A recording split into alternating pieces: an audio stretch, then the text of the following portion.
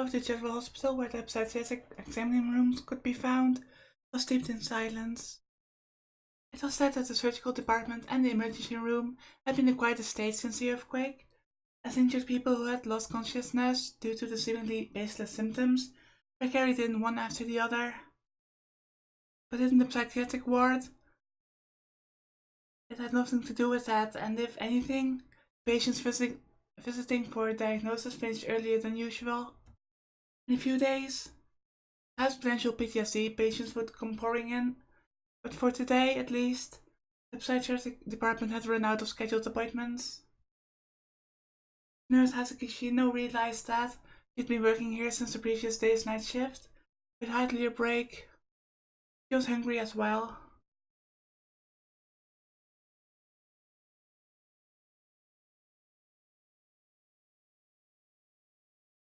The psychiatric ward had lost one of the doctors the other day. He had been ruthlessly killed in a New-Gen incident. Yeah, he had his brain scooped out. That was just gross. And no substitute had arrived yet, but they were constantly understaffed. All that remained for today's work were minor miscellaneous tasks, and if she passed them on the nurse responsible for the next night shift, she could finally take some time off. Patting her cheeks with both hands, as though telling herself to keep it up for just a little longer, was about to swiftly cut through the empty lobby. She sensed a gaze coming from behind her, a prickling sensation at the back of her neck. Again? I don't even know what's... Is that a symptom that... how to say this?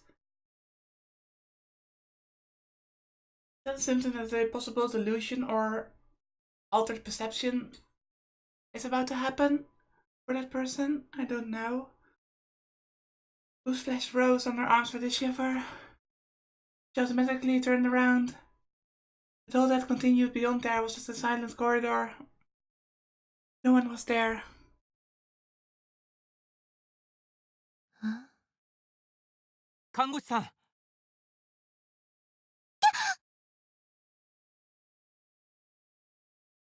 Asaki jerked at the voice that came flying towards her from a completely different direction.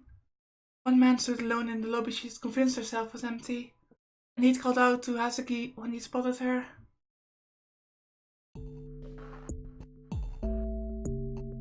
He was a young man with some childishness remaining in his determined face. His complexion was ruddy, and he certainly didn't appear to be ill. あなたはちょっと時間もらっていいっすかはあどうもっす He smiled bashfully, then abruptly grabbed Hazuki's arm and began walking from the lobby towards the stairs. That's kind of forceful.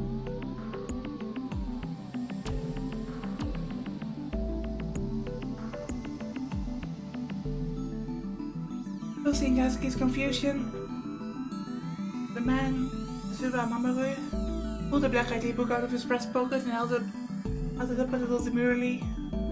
It was a police badge. He stopped at the stairway leading landing slowly and looked around with the appearance of one being loudly careful.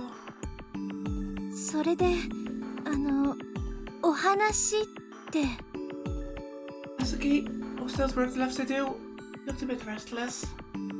Appearing to understand this, Sue took a single photograph from his pocket without any preamble. この少年に見覚えないっすか Actually, there was Nishijo's meatless looking face. Hazuki, who had confidence in her ability to remember faces, part of her work, had already nodded unthinkingly. 西条拓海間違いないっすかええでも Hazuki's hesitation was only natural. Even if the person asking were a police officer, there couldn't be anything good about leaking a patient's information. Tsuo had been well aware of this when he began speaking to Hazuki. He could only earn his gaze as he revised his previously light attitude, and lowering his voice, he plunged on ahead. 頼みがあるんすけど西条拓海こっそり見せてもらえないですか。そんなの無理です。できません。 I mean, there would be such a breach of doctor-patient confidentiality. There's no way. とある事件に関わる重要なことなんすよ。Shouldn't you get a warrant for that? At the wit's end, Hazuki tried to leave the spot immediately, but threw a circle around the blocked path. 困ります。迷惑はかけないっす。だから頼みますよ。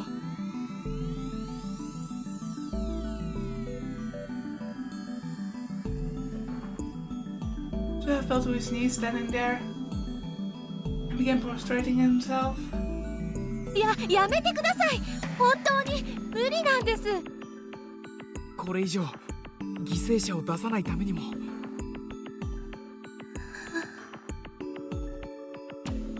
What on earth could she do to make him give up? Unable to think of a suitable way to refuse him, Hazuki could only keep him going in circles.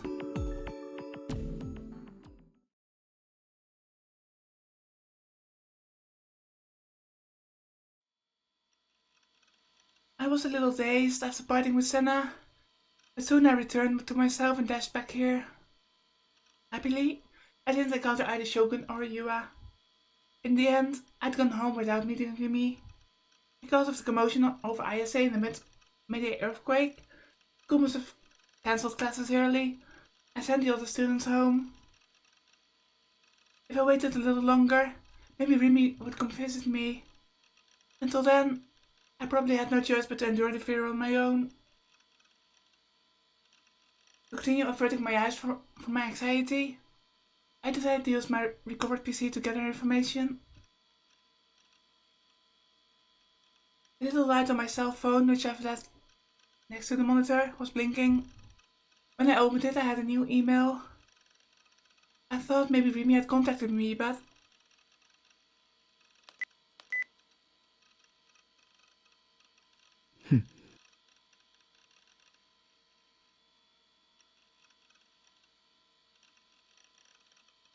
something amazing happened at school today.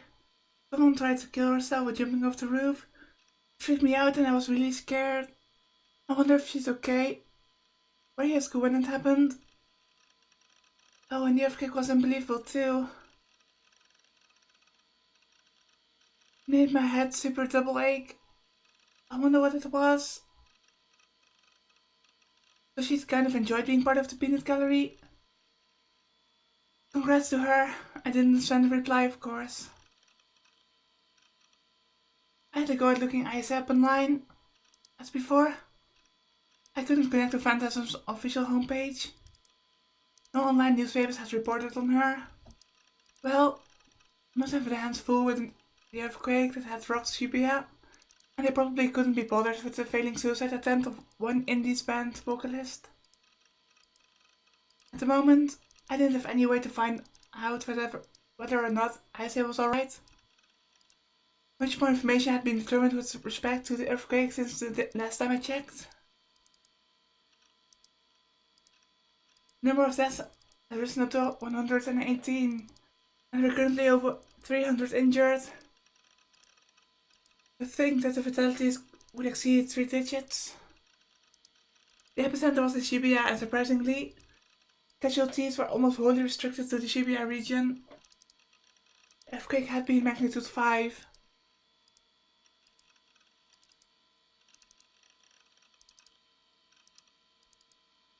There are also articles stating that most of the magnetic devices throughout Shibuya had been damaged.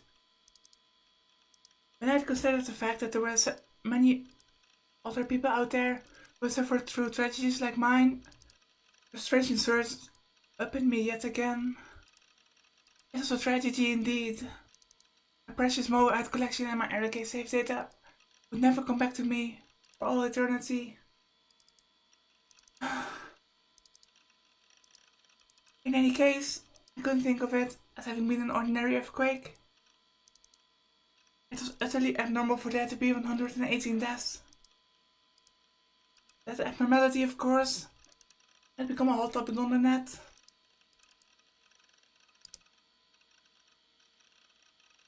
Damn it. How carefree of them.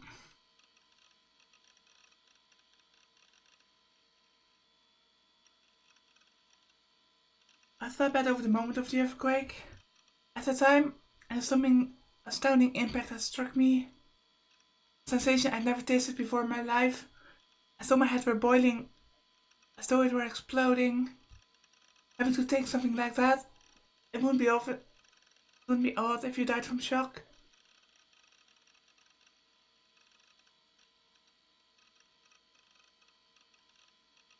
I watched the news on TV as well as looking online. My PC had a TV tuner attached to it. That's why I don't need a TV in my room. 現在までに死者118名、重軽傷者300名以上と非常に多くの犠牲者が出ていることが分かっています。さて、渋谷の駅前と中継がつながったようです。島谷さん、現地の様子はいかがですか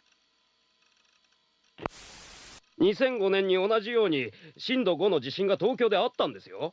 その時はゼロで、なぜ今回は100名以上の被害者が出ているんですか？ That's just extremely weird. 被害者の数は震度に比例するわけじゃないんです。そこには様々な要因がありまして、亡くなった方の死因や病院に運ばれた負傷者の容体については未だ詳しい情報が入っておりません。また渋谷区を中心に磁気メディアが全壊してしまっていることについて今日は専門家にお越しいただいております。地質学産業研究所より林原泰造先生、財団法人地質調査環境センターより小沢幹人先生にお越しいただきました。林原さん、今回の地震について磁気メディアに深刻な被害が出た原因というのはどういうところにあるんでしょうか？まず知っておいていただきたいのは、渋谷区あたりの地下200メートル付近には磁鉄鉱、つまり天然の磁石が多く埋蔵されている地層があるということですね。地層の分類としては火成岩層ですが、私たちはこのエリアを磁鉄鉱の谷、マグネタイトバレーと呼んでいます。地中にある磁石の谷ですね。文字通りかなり大規模な岩脈なんですよ。ここにですね、今回の地震のような大きな刺激が加わったとするならば、その影響で地上に存在する磁生態、主に磁気メディアの持つ記録部に、致命的なダメージを与えてもおかしくはないんです。何をバカな。小沢先生は別の意見ですか？確かに渋谷の地下には巨大なマグネタイトの岩脈があることは事実です。ですが磁石と呼ぶにはあまりにも微弱なこのマグネタイト群にはですね、地上の磁気モーメントや安定磁場を崩すほどの力はないというのが通説になっています。実際ですね、過去にも震度5の地震は何度も発生しています。過去のそれらの地震では今回のような被害はなかった。I mean, if that middle person were correct, then computers and all the media would just have died in previous earthquakes too. なので原因は別にあるのではないかと考えるのが妥当だと思います。Yeah, I agree. そうは言うがね、今回の異常な犠牲者数についてはただの地震では片付けられない何かがあるのが事実なわけであり、渋谷にいた人のほとんどが頭痛がしたって訴えていることからも間違いなく磁鉄鉱が関係している可能性が。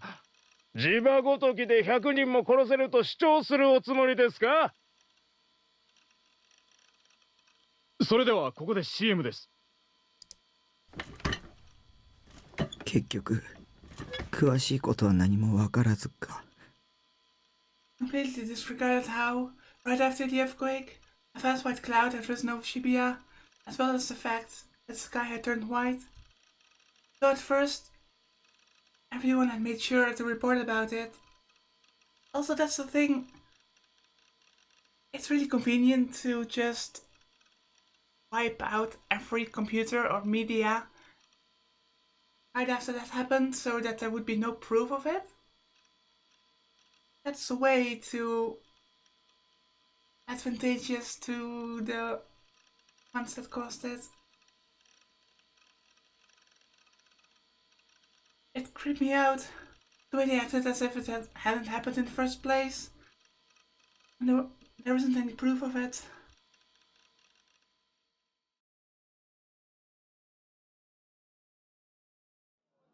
Near Alvaro's entrance to the general hospital, there was an area where ambulances could pull up alongside the building and deliver emergency patients. Now two ambulances were parked there, and the ambulance crew members attempted to carry people who had been wounded in the earthquake into the hospital. A doctor in pale green surgery scrubs and a middle-aged head nurse yells when instructing them how to come in.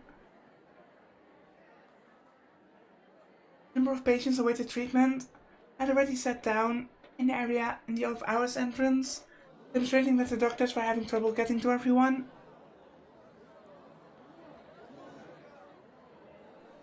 Patients being born in could be divided in roughly 2 groups. Those with external wounds had blood flowing from their arms or foreheads, and their faces were screwed up in agony. It was painful to look at them, but their examinations had been postponed. The ones who had been prioritized for admittance were the unconscious patients who had no external wounds whatsoever. This baffling symptom was awfully common among the emergency patients who had been brought up here as a result of the earthquake. That's a result of the white sky or white cloud. It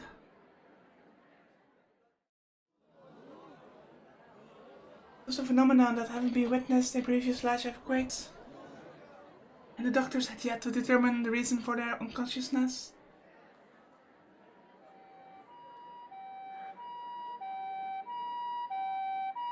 Another ambulance arrived on the scene, blaring its real siren. When the doctor asked about the patient's symptoms, the worker who had descended from the ambulance yelled,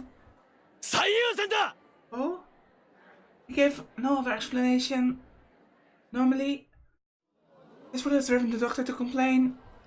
In a situation as jumbled as this, if someone said top priority to you without any explanation, it would be ordinary to answer, "Are you making fun of me?"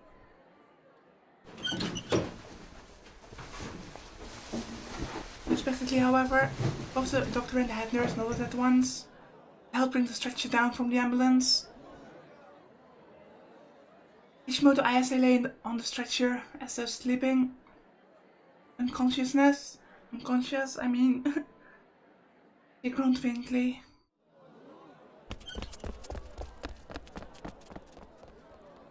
Unconcerned by the hateful stares of the externally wounded patients seated all around, the doctor and the ambulance crew hastened to carry the stretcher inside the hospital. A girl watched this unfold from a short distance away. She stood at the hospital's main entrance. Aki had a dreamy bitter lip and furrowed her eyebrows, a strained expression on her face. Kishimoto-san.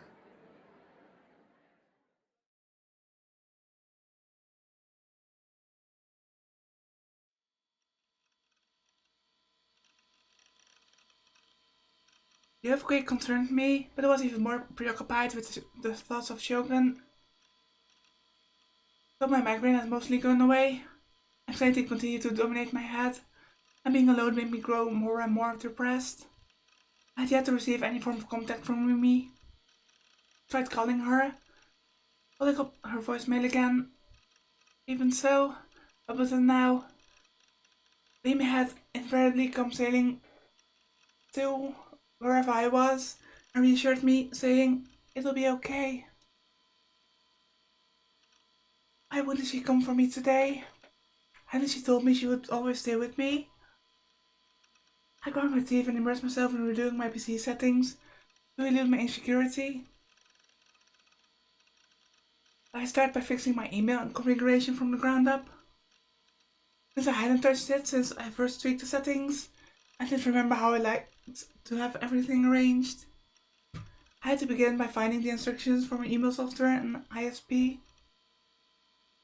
Before I knew it, I was damp with sweat, so it didn't involve a huge amount of labor. Same here, it's about 34 degrees Celsius in my room right now. And my throat is so dry as sandpaper.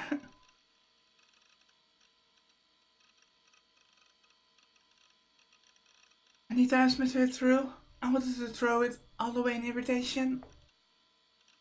Even so, an hour later, 30 minutes of which was searching for the manual, I'd finally restored email services to myself.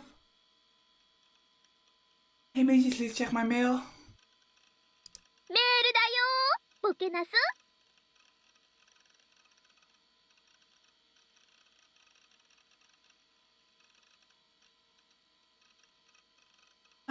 I'd finally become able to hear her voice. Sorry, I skipped through that. I had 8 new items in my inbox. Pretty much all of them were spam.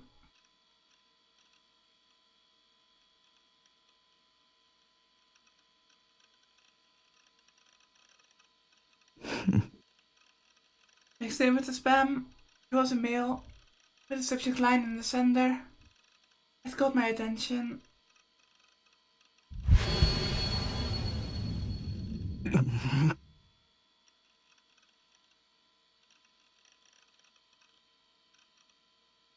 I groaned without thinking. What was this? Was Nanami pulling my leg? If so, doesn't make her the lowest of the low. I'm gonna beat her to death. Oh, that's a bit much, but it's so overdone as a meme, I suppose. No, wait a sec. Nanami couldn't have emailed me here. She'd never sent me a mail to my PC address in the past. A little earlier even, she emailed my cell phone. I hadn't told her my PC email address in the first place. The convergence of multiple coincidences. But it just sort of happened. Nanami was quite a common name. Even the phrase "whose eyes are those eyes" was incredibly popular now. You see it getting used all over the place.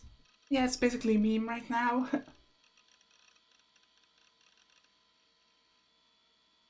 There's nothing weird about it getting used as the title of a spam email. For the time being, I decided to read the contents. 結構な長文だな。さっきはチャットで話ができて楽しかったよ。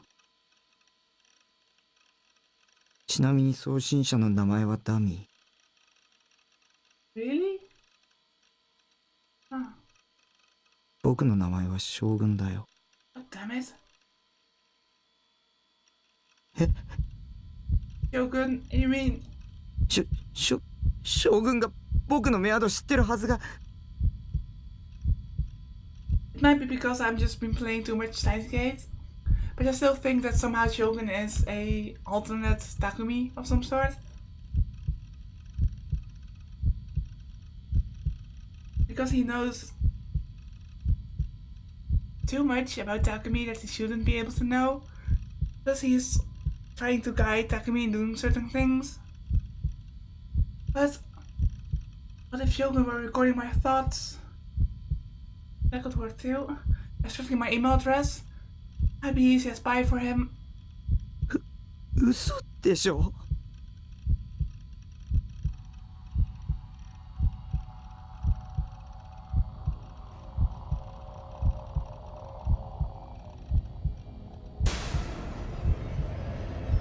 I had fun chatting with you earlier. By the way, the sender's name is an alias.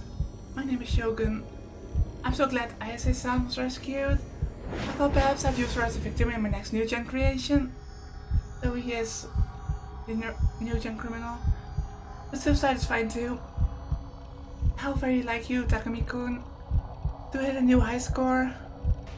You've left me in awe. You truly are special. Yeah. What is this?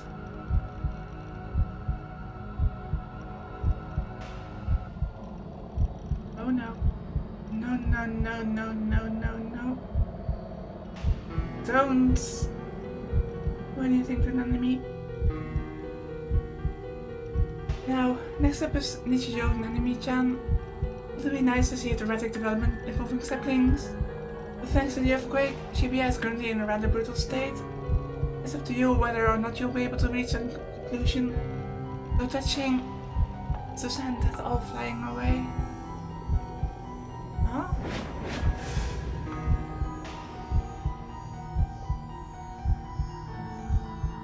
It started becoming a bit troublesome to set off quests unarmed. You're a hero, so don't you want to get your hands on a hero's sword? Please look forward to it.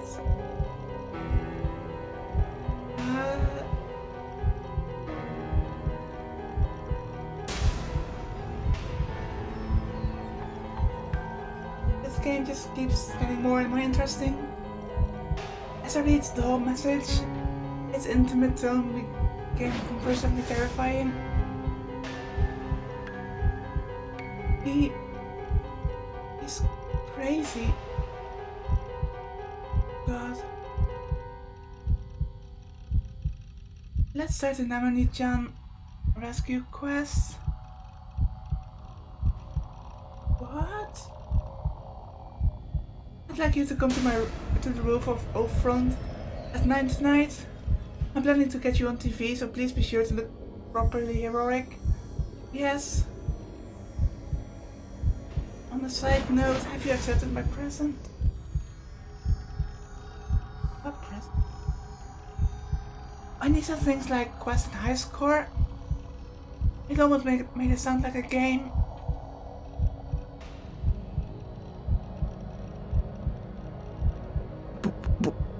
僕が勇者なんかじゃない。ナイトハルトじゃない。Let's get murdered right off the bat. I wanna run away. I wanna run away. Amy, I had to get Remy to protect me. Why wouldn't she contact me? Had she gotten injured in the earthquake? But Zukun hadn't said a thing about it when I saw him. I took my phone in hand and looked to see if any calls or messages had arrived from Remy. 来てない。Where the heck was she? Well, we know she's at the hospital. I had to start. My phone's email inbox. The very top was displayed the mail from Nanami that reached me shortly before.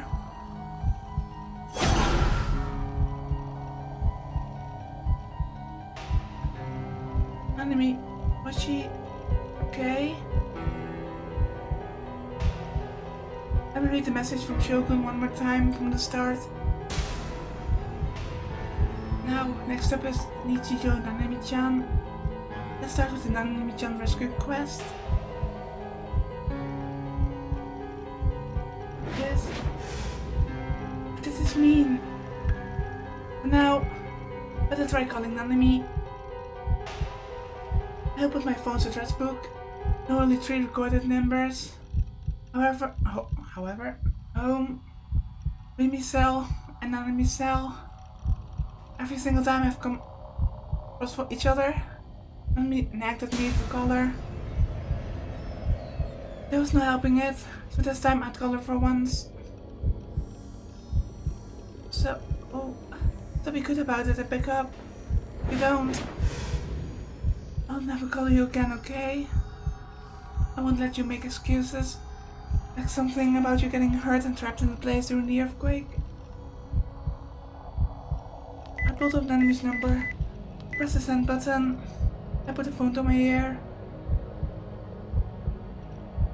No response. Calling sounds wouldn't start ringing. I knew it tended to take a little time like this when you make calls with a cell phone.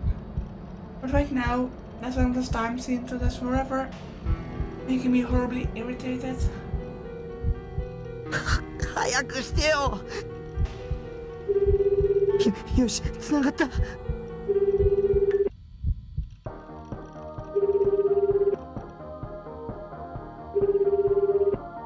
What's this music? Huh? This sound. What was it?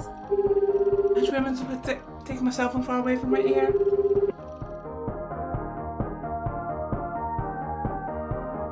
And a familiar melody resonated through the room. Don't tell me it's a ringtone here.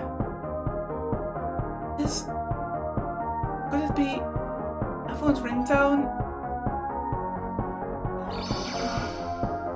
Whose phone was ringing? Time for green.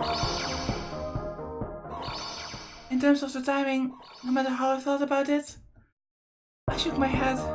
I never heard Nanami's ringtone. So there's no evidence that this melody belonged to Nanami's phone. Frightened, I put my phone back to my ear one more time.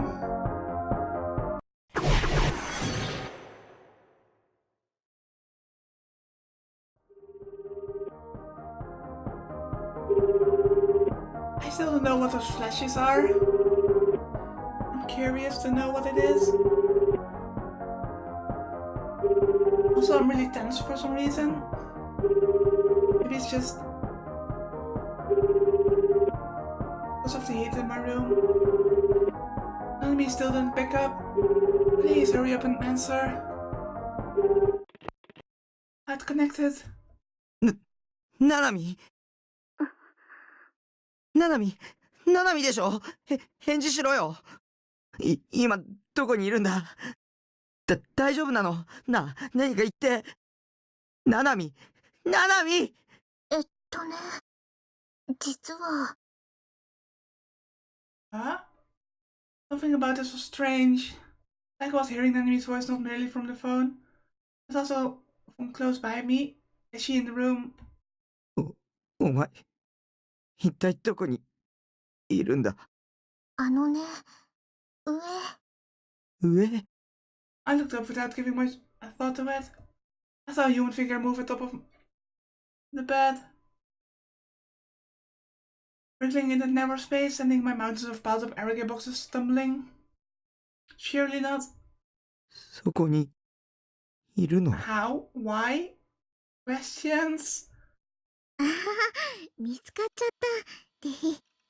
Just as I thought, the one who poked her head out with an apologetic expression on her face was Nanami. Could it be that she'd be hiding? Since when? 何が手だよ。それより車椅子の怪しいやつに会わなかったか。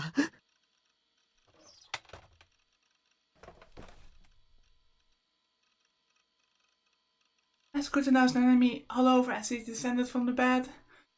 I attempted to determine whether there was any abnormalities with her. 鬼、ちょっと落ち着いてってば。聞いてるんだ。答えろよ。お前、本当に大丈夫なのか。それって、将軍のことだよ How do ね。 you know about Shogun? まさか、あったのか。どこで何をされた。 I grabbed Nanami's shoulders and desperately pressed her for a response. Damn it. Nanami was an impudent little sister, but it'd be my fault if Shogun had turned her into spoiled goods. Shogun had gotten his hands on Nanami as a way of provoking me. Nanami had been caught up in my mess. ごめん。 I wept at how pathetic I was.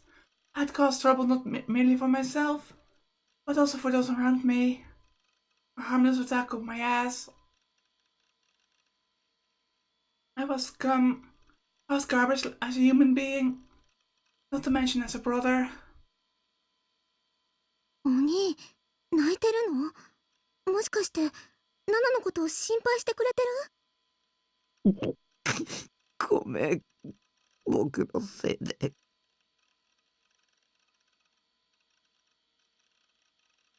泣かないでよ。困ったな。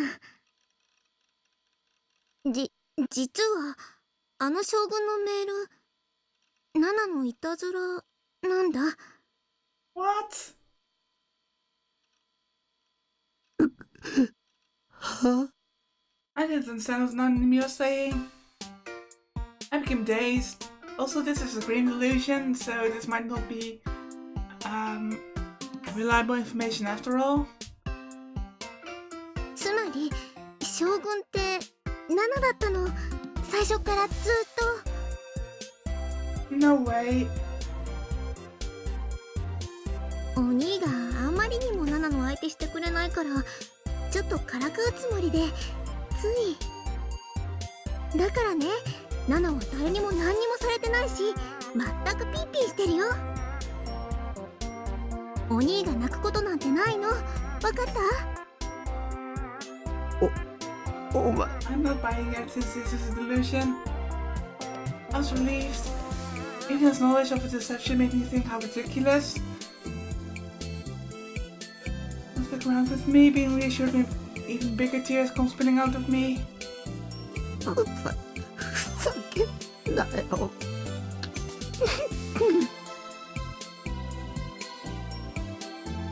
ごめん、本当にごめんね、お兄。差し入れ持ってきたからそれで許して。 Holding up a hand in supplication as she apologized to me, Nanami cheerfully brought a paperboard box. Out from where I'd been hiding in the corner of the room. Inside were 4 little cakes, 2 Mont Blanc, and 2 cheesecakes. どう？美味しそうでしょ？まあ当然だよね。ナナの手作りだもん。お兄のために作ったんだからね。I'm still not buying this. ほら、一緒に食べよう。 Nanami set the box on top of my computer desk and put 2 cakes, each on 2 paper plates, which she had prepared somehow or other. ねえお兄、ナナのこと心配してくれてありがとう。すごく嬉しかった。お兄にもいいところあるじゃん。泣いちゃったのはちょっと情けなかったけどね。Shut up, you little liar. My pride had gone to tatters from how I'd been totally fooled. And I shed tears to boot. What an idiot I was. でもお兄がナナのお兄でよかった。 He smiled at me merrily. I seen it was just a wee bit more peaceful than usual. How nice it would have been if this were the scene that came next.